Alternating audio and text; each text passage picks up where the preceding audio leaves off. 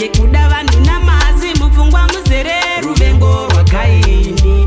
Ngatiratidzane rudo rwechokwadi runoonekwa muzviito nemabasa, rudo rusina godo kana kuchengeta zvakaipa zvinoitwa nevamwe. Iwe neni ngatirege kuita bopoto, tiri hama nehama.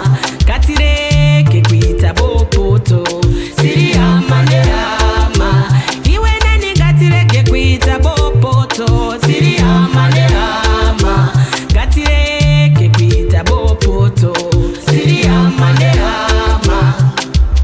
Akakomborerwa anoda hama yake, asingadi anogara murufu. Akakomborerwa anoda runyararo, asingadi anogara murufu. Jesu itaiti danane, mumuri kubasa nemumakereke. Mukana uno Mwari, ngatiratidzane rudo nekufara chete. Sekuberekwa kwakaita munhu asina chinhu, achasiya nyika ino asina chinhu. Baba tidzidzisei kudanana.